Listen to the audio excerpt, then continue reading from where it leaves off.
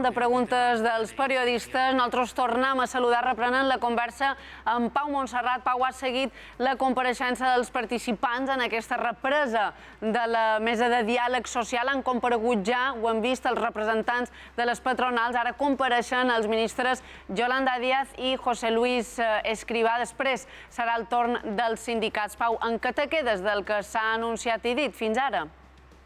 Jo me quedo en el que ha dit en José Luis Escrivá, que el diable està en els detalls. Ens han fet una exposició molt propera a la sensibilitat que puguin tenir sindicats i també patronals, que en aquest cas dels ERTOs coincideixen els interessos d'ambdós col·lectius, però no hi ha hagut cap anunci de mesura efectiva ni de data d'aplicació d'aquesta mesura efectiva.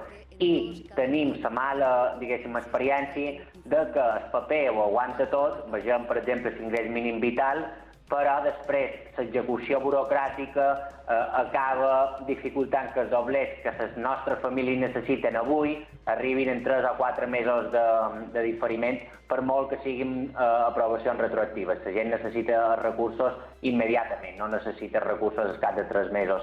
I, per tant, jo me quedaria amb aquesta idea.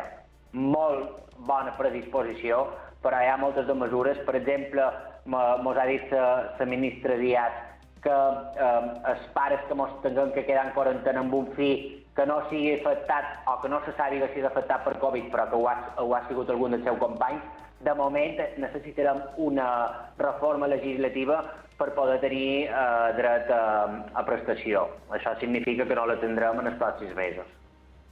Pau, per exemple, anem per parts perquè s'ha parlat de diferents qüestions, diferents aspectes, diferents mesures i propostes en aquesta roda de premsa posterior a la reunió dels dos ministres en patronal i en sindicats. Comencem pels ERTO. Sembla clara la predisposició que es prorroguin més enllà del 30 de setembre.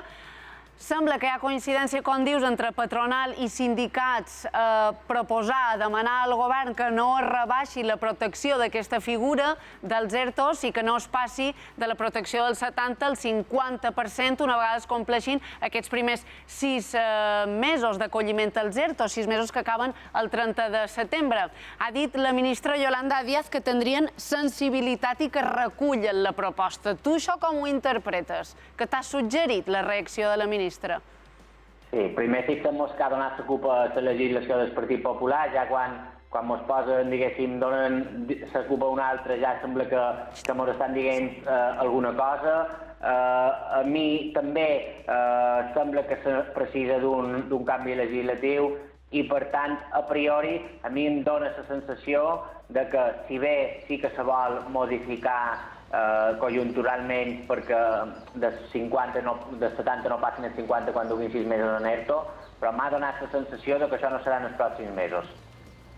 No, per tant, és a dir, les persones que, com diu el ministre, encara no han pogut sortir de l'ERTO quedarien protegits, però amb aquesta cobertura ja del 50% a partir de l'octubre, per tant, pel que dius.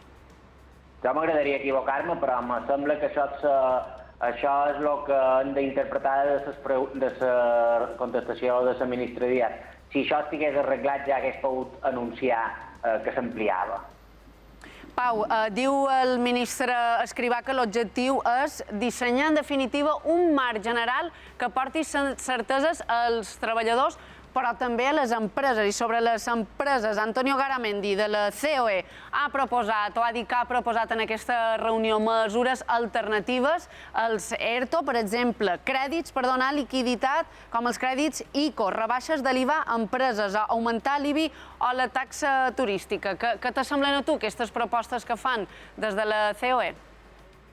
Bé, aquí hi ha una altra pata que és igual d'essencial que els ERTOs, diguéssim, és una figura, posem-ho entre comilles, però és una figura assistencial. Els ERTOs el que ens fa és que les empreses que no poden pagar els seus treballadors, algú els hi paguin, en aquest cas tots nosaltres, no?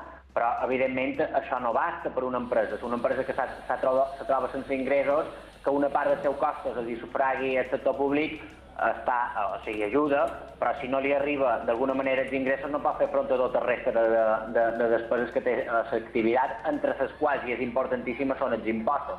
si nosaltres no articulam d'alguna manera mesures, aquesta liquiditat que s'ha donat a les empreses via aval de SICO funciona malament perquè els bancs acaben donant financiació per refinanciar les seves deutes, acaben cobrint-se les espatlles ells en lloc de que flueixi de forma adequada.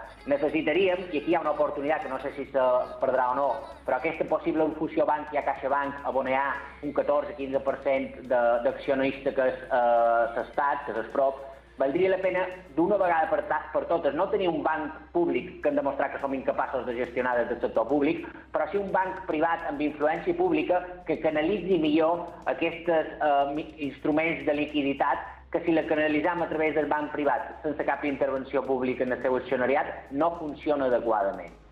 També Paula Cepime diu que els ERTOs no són suficients per a les petites i mitjanes empreses i demanen més mesures de protecció per a aquestes empreses més petites. Pau, avui parlant de bancs també és notícia i de fet li han fet una pregunta, li han plantejat la qüestió al ministre Escrivà i és aquesta possible fusió entre CaixaBank i Bankia. Estudiarien ara aquesta fusió per crear un gran banc. Això quin impacte podria tenir?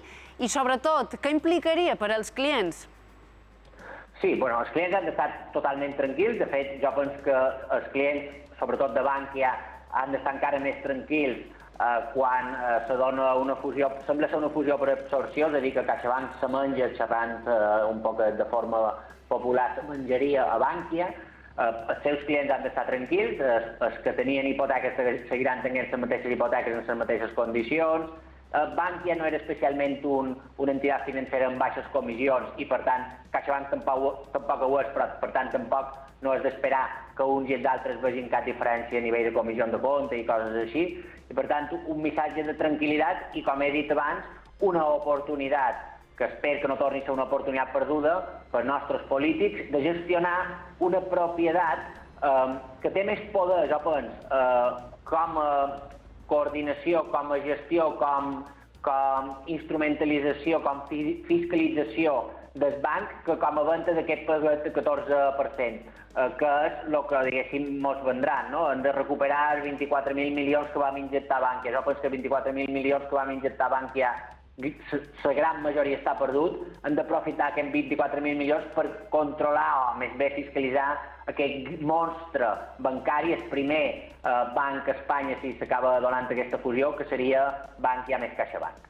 Pau, aquesta possible fusió està tenint els seus moviments a la borsa, on hi ha hagut pujades avui generalitzades. No sé si estàs seguint al dematí la darrera actualitat, la darrera hora a les borses. Quin impacte està tenint?